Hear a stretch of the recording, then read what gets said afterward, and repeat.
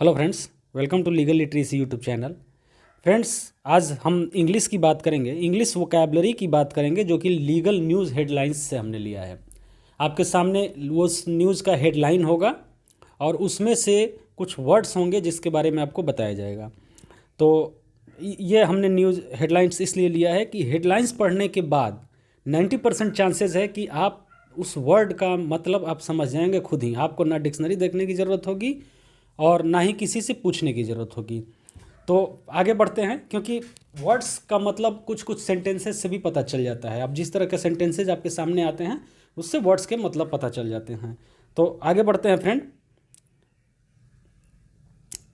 आगे बढ़ते हैं। लेकिन उससे पहले मैं आपको बता दूं कि आप हमारे चैनल को लाइक करें, सब्सक्राइब करें और इस वीडियो को शेयर कर सकते हैं और कमेंट करके बताएं कि हमारे वीडियोस आपको कैसे लग रहे हैं और आपको इससे फ़ायदा हो रहा है या नहीं हो रहा है। अगर कुछ सुझाव हो, फीडबैक हो, वो भी दें हमें। आप फेसबुक, ट्विटर, टेलीग्राम पे भी ज्वाइन कर सकते हैं, इंस्टाग्राम पे भी ज्वाइन कर सकते हैं, लिंक्डइन पे भी हम अवेलेबल हैं। तो आगे बढ़ते हैं फ्रेंड, देखते हैं। ये एक लाइन है, disputes between parties to contract not a ground for restraining enforcement of bank guarantee. Chhattisgarh high court, Chhattisgarh high court ने कहा है कि दो पार्टीज़ के बीच में अगर डिस्प्यूट्स है और वो डिस्प्यूट्स ग्राउंड नहीं है बैंक गारंटी जो है उसको रिस्ट्रेन करने का। मतलब आपके अगर आपने किसी के लोन की गारंटी ली है, बैंक गारंटी ली है और आपको उसके साथ डिस्प्यूट है, तो वो रिस्ट्रेंट नहीं है कि आपको बैंक गारंटी आपसे इन्फोर्स की जाए। मतलब समझ रहे हैं कि रेस्ट्रेंट नहीं है। रेस्ट्रेंट नहीं है मतलब कि छत्तीसगढ़ कोर्ट ने क्या बोला है कि वो निरोधक नहीं है। ये निरोधक, रेस्ट्रेंट का मतलब निरोधक होता है। तो वो to prevent from doing, exhibiting और एक्सप्रेसिंग, ये जो भी चीज़ है, आप गारंटी का जो आपका इन्फोर्समेंट है, बैंक गारंटी का इन्फोर्समेंट किया जाएगा आपसे। ये आपका ग्राउंड नहीं बनेगा इसको रोकने का कि आपके और पार्टीज़ के बीच में डिस्प्यूट था।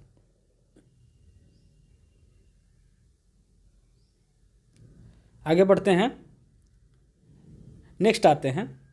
नेक्स्ट में एक ये है, RSS is a definite and identifiable body, members have locus standi to file defamation complaint under section 499 IPC, Kerala high court का। तो इसमें तीन वर्ड्स के बारे में हम बात करेंगे, एक आइडेंटिफिएबल, एक लोकस स्टैंडी और एक डिफेमेशन।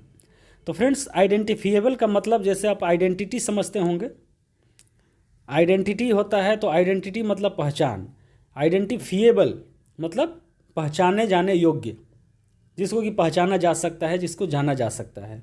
और members have local standi to file defamation complaint, मतलब मेंबर्स के बाद जो आरएसएस के मेंबर हैं उनके पास लोकस स्टैंडी है डिफेमेशन कंप्लेंट फाइल करने का। लोकस स्टैंडी का मतलब क्या होता है? लोकस स्टैंडी का मतलब यहाँ पे अधिकार हो गया।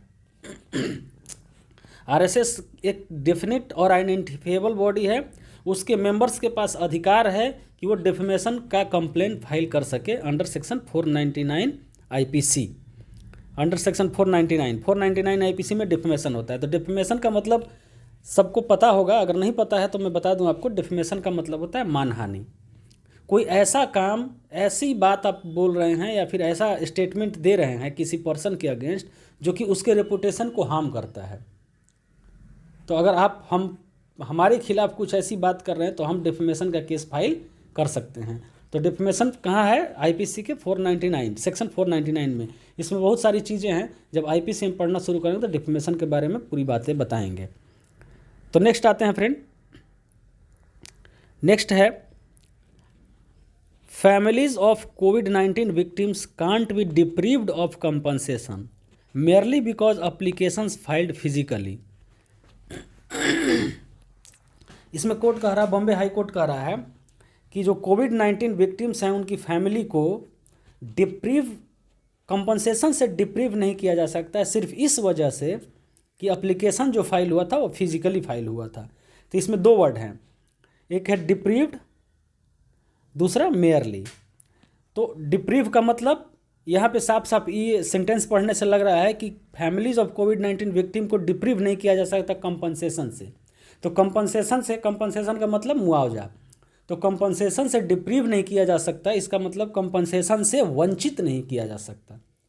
अब डिप्रीव का मतलब समझ गए, वंचित नहीं किया जा सकता। क्यों?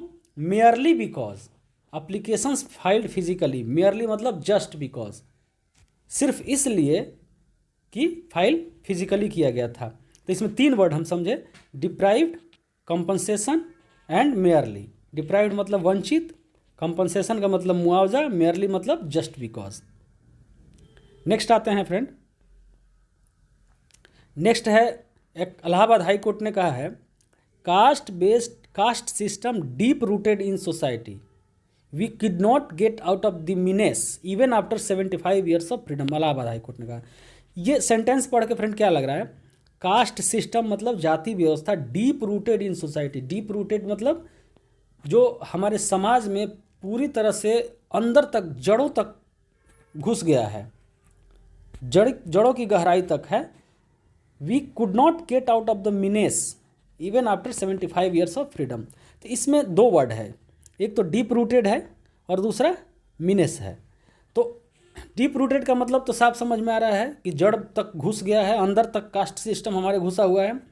और we could not get out of the menace, अब मीनेस से हम अभी तक बाहर नहीं आ सके हैं even after 75 years of freedom, 75 साल की आज़ादी के बाद भी इस मीनेस से हम बाहर नहीं आ चुके हैं।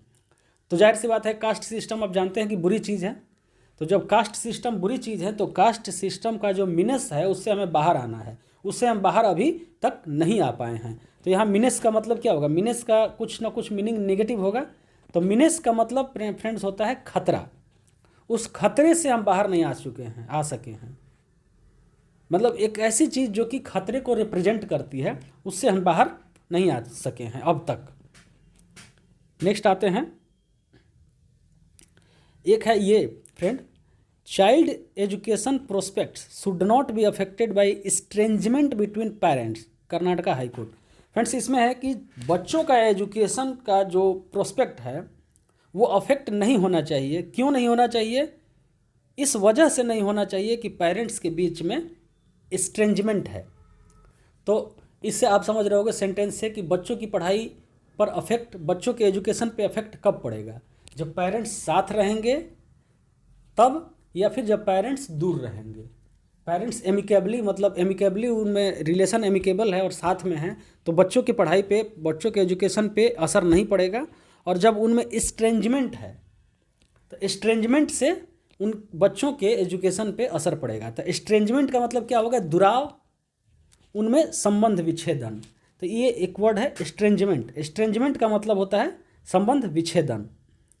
तो फ्रेंड्स ये सारे वर्ड्स थे जिसका कि मतलब हमने समझने की कोशिश की, जो हेडलाइंस से, सेंटेंसेस से हमने मतलब समझने की कोशिश की।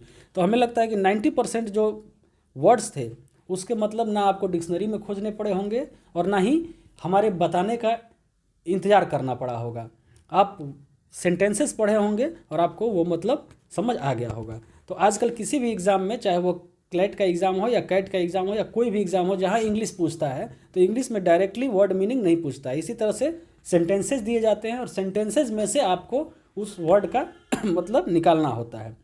तो फ्रेंड ये सारे जो भी ये हमने हेडलाइंस निकाले हैं, एक बहुत ही अच्छी लीगल वेबसाइट है जो कि आपको लीगल नॉलेज देता है, जो कि आपके लिए, आप अगर जुडिशरी के प्रिपरेशन कर रहे हैं या फिर इवन क्लैट का भी प्रिपरेशन कर रहे हैं तो आपके लिए काफ़ी बेनिफिशियल है।